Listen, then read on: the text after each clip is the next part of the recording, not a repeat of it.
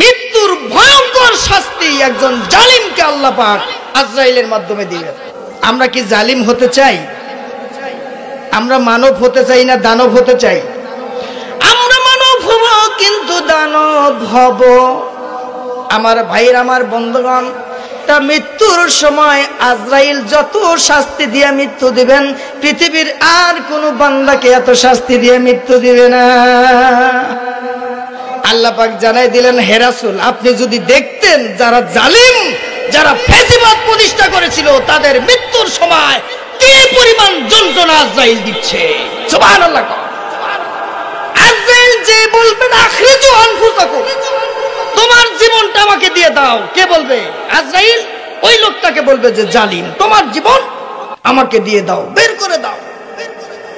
এইটা যখন বলবে আল ইয়াউমা তাজাউনা আযাবাল হুন, আর আজরাইল বলবে আজকে থেকেই তোমার আযাব পাওয়ার গণনা শুরু হয়ে গেছে। নাউজুবিল্লাহ। তাহলে মৃত্যুর সময় যদি আজরাইল খুব কঠিন শাস্তি দিয়া মৃত্যু দেয়, ওই মৃত্যুর সে যন্ত্রণা আর কিছু।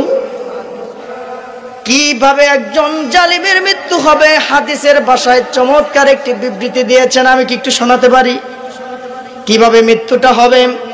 আমার ভাইরা, মিসকাতুল মাসাবির 1630 নম্বর হাদিস, মুসনাদ আহমদের 18534, নাসাই শরীফের 1833 নম্বর হাদিস থেকে বলছি। বারা ইবনে আজিব রাদিয়াল্লাহু তাআলা আনহু বলেন, রাসূল সাল্লাল্লাহু আলাইহি ওয়াসাল্লাম বলেছেন, এই সময় মালাকুল মউত, যাকে আমরা আজরাইল ডাকি, মৃত্যুদানকারী ফেরেশতা, এটাই হচ্ছে আজরাইলের প্রকৃত অর্থ নাম, ঠিক কি না? এই মালাকুল মউত কোথায় বসেন? হাত্তা ইয়াজলিসু ইনদা রাসিহি। আল্লাহ রাসূল বলেন, যেই মরবে এই লোকটার একেবারে মাথার চুলের শিয়রের পাশে বসে যান। ফায়াকুলু, তিনি বলেন, আইয়ুতুহান নাফসুল খবিস, হে পাপিষ্ঠ আত্মা, হে জালিম আত্মা, হে নাফরমান আত্মা, হে টাউট বাটপার আত্মা, ইখরিজি ইলা সাকাতিল্লাহ, তুমি বের হয়ে আসো আল্লাহর ক্রোধের প্রতি। তোমার প্রতি আল্লাহ বড় গোসান্বিত, রাগান্বিত, তুমি বড় জালিম ছিলে, আজকে বের হয়ে আসো, বুঝাবো, তোমার খেলা দেখাবো।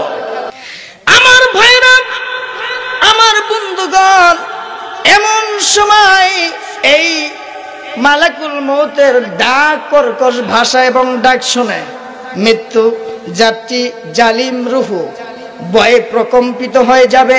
সারা শরীরের ভিতরে এই রূহগুলা দৌড়াদৌড়ি, ছুটাছুটি, বাঁচার চেষ্টা করবে। নাউজুবিল্লাহ।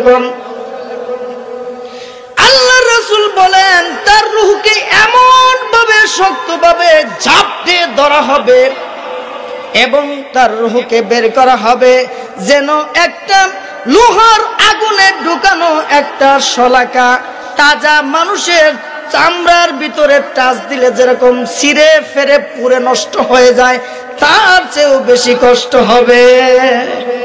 নাউজুবিল্লাহ বলবেন না? আমার ভাইরা, আমার বন্ধুগণ, ওই যে তার সাথে থাকা ফেরেশতাগুলোর কাছে এই রূহটা দিয়ে দেয়, রূহটা নেওয়ার পরে দিয়ে দেয়। এই ফেরেশতাগুলো এই রূহটা পাওয়ার পর একটার পরে একটা আসমানে ওঠার জন্য দৌড় মারে। সুবহানাল্লাহ।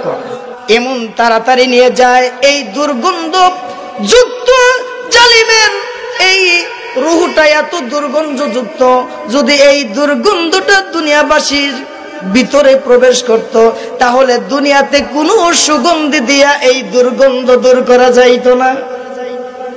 এই পরিমাণ দুর্গন্ধ হবে একজন জালিমের রূহ। নাউজুবিল্লাহ। ফাসিকের এই রূহ আসমানেও উঠবে না, আল্লাহর জান্নাতেও বাজাবে না। আসমানের উপরে হচ্ছে ইল্লিন, ইল্লিন হচ্ছে সম্মানিত রূহের বসবাসের জায়গা। কার বসবাসের জায়গা? সম্মানিত রূহের বসবাসের জায়গা। এটাকে সিজ্জিনে পাঠিয়ে দেওয়া হবে। কোথায় পাঠিয়ে দেওয়া হবে? সিজ্জিনটা কোথায়? এটা হচ্ছে জাহান্নামের উপরের তলা, জাহান্নামের উপরের তলা। আর ইল্লিনটা হচ্ছে জান্নাতের নিচের তলা। সুবহানাল্লাহ। সিজ্জিনে যারা থাকবে জাহান্নামে যাবে না, কিন্তু জাহান্নামের উত্তাপ তাকে পাবে। যাদের বাড়ির ছাদের উপরের বাসায় থাকে, উপরের রুমে থাকে, দেখবেন যে সূর্য সরাসরি সে দেখে না, কিন্তু সূর্যের যে তেজ আছে এটা বোঝে। কথা কোন ঠিক কিনা? আমার ভাইরা, জাহান্নামী রূহগুলো জাহান্নামে যাবে না যতদিন পর্যন্ত কিয়ামতের ফয়সালা না হবে, কিন্তু সিজ্জিনে থাকবে, সে জাহান্নামের শাস্তি অনুভব করতেই থাকবে। নাউজুবিল্লাহ কোন? আমার ভাইয়ের, আমার এই রূহকে আল্লাহ পাক জান্নাতের বাসিন্দা বানাবেন না। আল্লাহ পাক তার ভাষায় বলেন, একজন জালিমের রূহ, একজন কাফেরের রূহ, একজন নাফরমানের রূহ জান্নাতে যাবে না যে পর্যন্ত একটা সুয়ের ছিদ্র দিয়া উট প্রবেশ করানো না যায়। আচ্ছা বলুন তো, আল্লাহর উদাহরণ কত কঠিন। আল্লাহ পাক বললেন তার ভাষায়, একটা সূচের ছিদ্র দিয়া উট যতদিন পর্যন্ত প্রবেশ করতে না পারবা ততদিন পর্যন্ত একজন জালিমের রূহ, একজন কাফিরের রূহ জান্নাতে যেতে পারবে না। আপনারা এখন হিসাব করুন, এর মানে কোনোদিন না কোনোদিন যাবই। Be a part of our vision. Do listen and share the khair. Be with our official social media handle.